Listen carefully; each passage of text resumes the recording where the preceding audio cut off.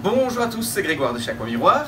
Eh bien, vous me l'avez demandé plusieurs fois si on pouvait vous refaire une petite vidéo d'unboxing.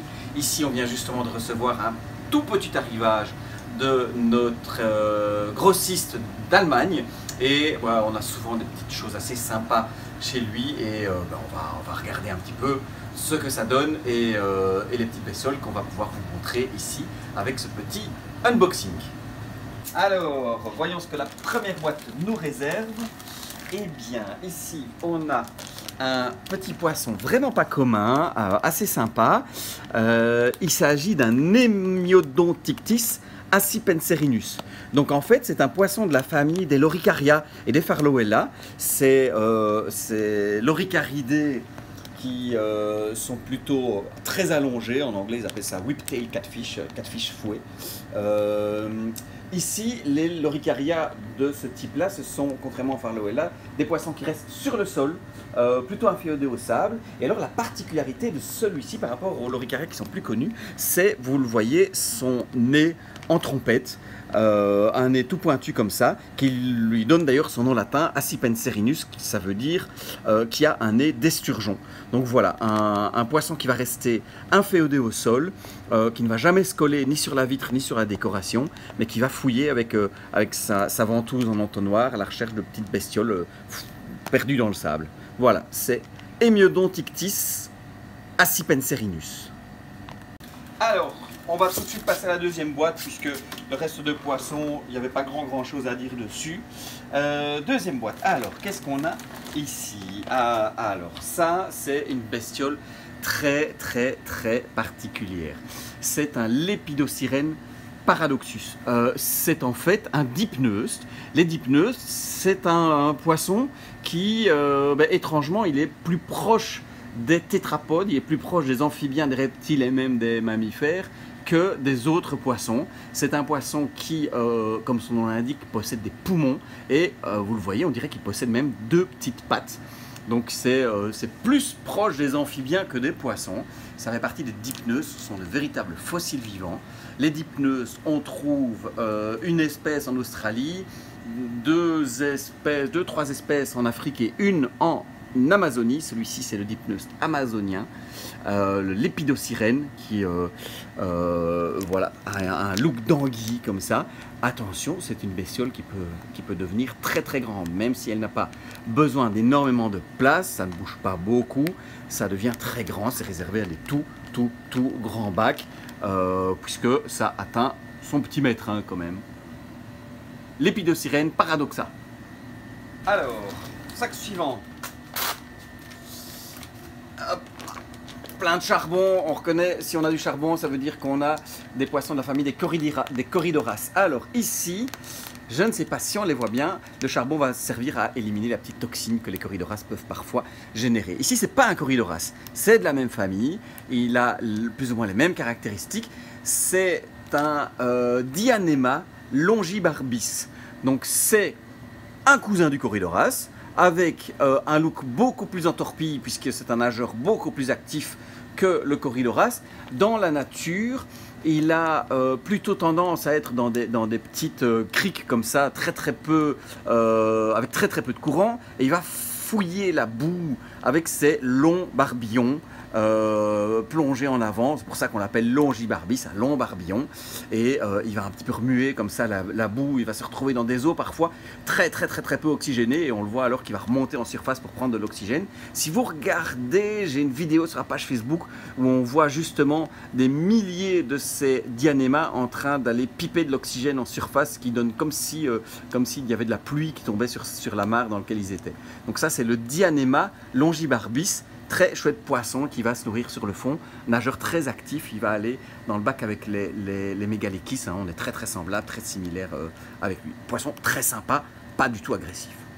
Alors, ici un nouveau sac. Alors, ici, vous pouvez même lire sur le sac, il est mis Otocinclus negros. Alors Otocinclus negros, ça ne veut rien dire du tout. C'est effectivement un petit poisson-chat de la famille des Otocinclus, mais très très proche des Otocinclus. C'est en fait un Isonotus. Il est vendu sous le nom d'Otocinclus negros, Otocinclus niger, parfois ce sont des noms totalement inventés. Je vais vérifier exactement de quelle espèce il s'agit, mais il s'agit vraisemblablement de l'Isonotus leucophrinatus, je vais vérifier ça, qui est donc un tout petit poisson laveur de vitres, moins grégaire que l'Otocinclus, on peut en mettre un petit peu moins, voire même tout seul, ça ne va pas trop le déranger. Ce qui est sympa, c'est sa taille, voilà, on sera à 3-4 cm, donc vraiment très chouette pour les petits aquariums. Isonotus leucophrinatus. Boîte suivante. Regardons ça. Bien emballé.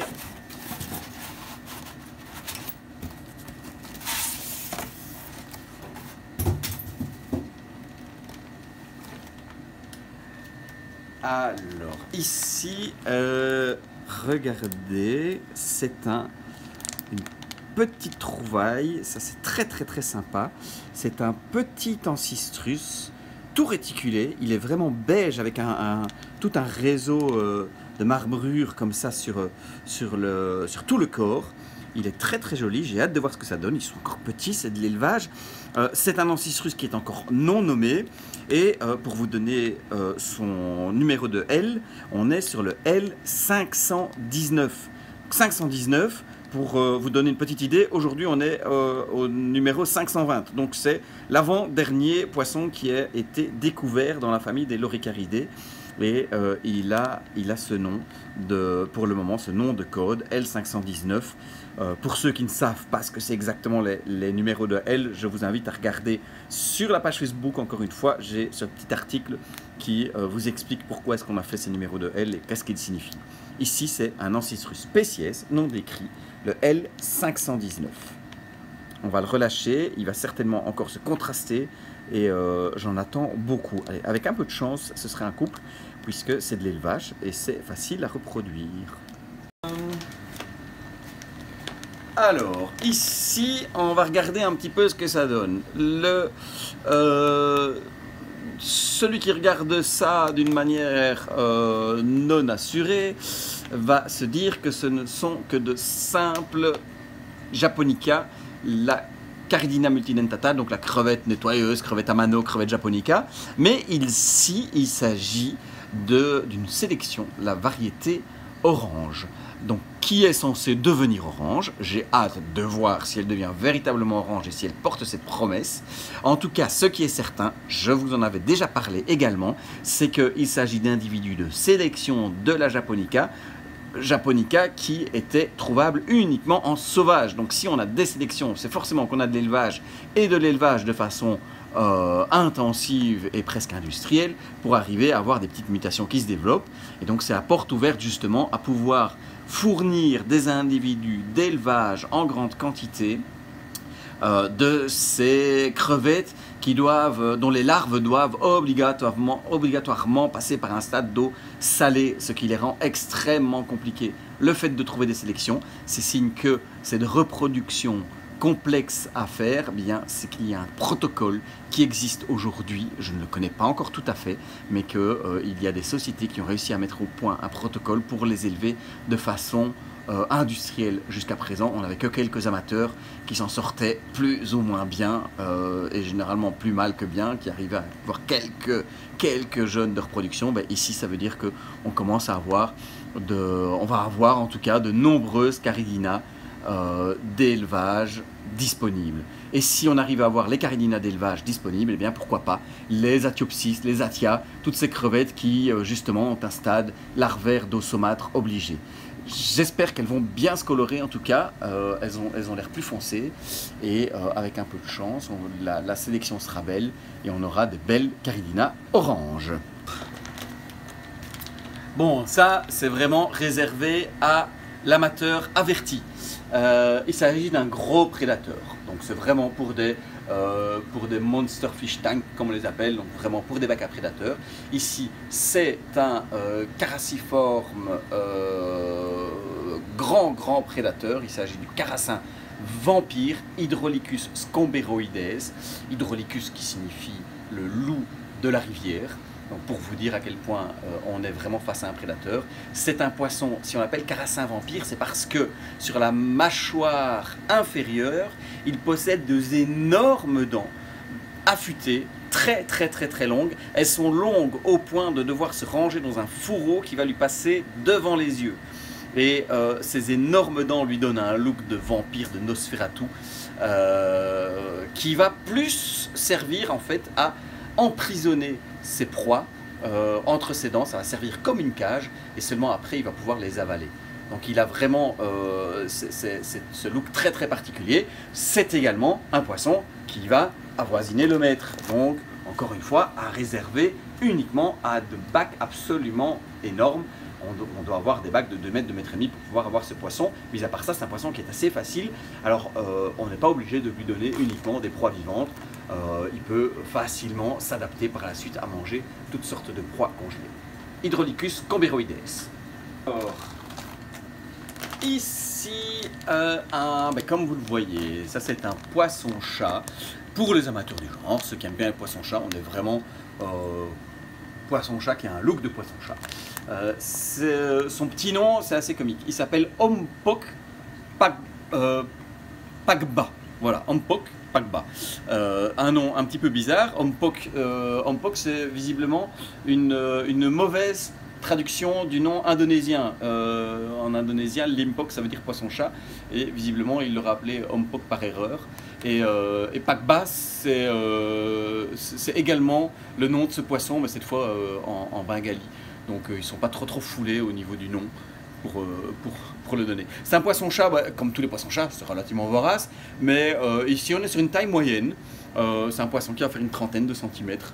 Donc voilà, qui peut déjà plus facilement se caser dans les aquariums que de quelques bestioles qu'on vient de voir ici dans cet arrivage, mais quand même une trentaine de centimètres, donc avec des gros cyclides, par exemple, cyclides sud-américains, ça pourrait aller très bien, ce genre de bestioles. Voilà, après c'est un poisson nageur assez actif, assez sympa à voir se balader. Ompok Pagba. Voilà pour la dernière caisse. Alors ici, c'est surtout des xyphos et des mollies, des poissons relativement classiques. On ne va peut-être pas trop s'éterniser dessus. Et ici, dans ce petit journal, ce sont des anantomes Elena. Donc ça, vous connaissez probablement. Pour ceux qui ne connaissent pas l'anantome Elena, qu'on appelle parfois escargot assassin ou escargot cannibale. C'est un escargot qui a tendance à manger les autres escargots, qu'on peut ajouter effectivement dans un bac dans lequel on aurait un petit peu trop d'escargots. Les escargots, on vous l'a déjà dit, c'est pas mauvais, c'est pas dangereux, c'est pas grave. On peut en avoir avec les plantes. S'ils se reproduisent de façon exagérée, c'est que généralement on donne un petit peu trop à manger. Si on veut s'en débarrasser, mettre un Bothiama cracantha, c'est vraiment la pire des erreurs. Poisson énorme qui vit en groupe, 30 cm, ça c'est la solution de facilité, mais clairement pas quelque chose d'éthique pour le poisson. Mais par contre, l'anantome Elena, tout petit escargot qui mange les autres escargots de façon préférentielle et qui lui peut se maintenir dans un bac de 20-30 litres sans aucun problème, comme dans un bac de 500 litres, on en met plusieurs. Il peut se reproduire de temps en temps en aquarium de façon très lente et contrôlée, donc il ne posera pas les mêmes problèmes. Voilà, mais toujours bien d'en ajouter si on trouve qu'on a un petit peu trop de ces petits escargots qui se reproduisent tout seuls, l'anantome Elena. Voilà, c'était tout pour ce petit unboxing. J'espère que ça vous a plu. N'hésitez pas à le dire, parce qu'alors on en refera encore. Et on va continuer à vous faire des petites vidéos à l'avenir. Voilà, merci à tous, à très bientôt.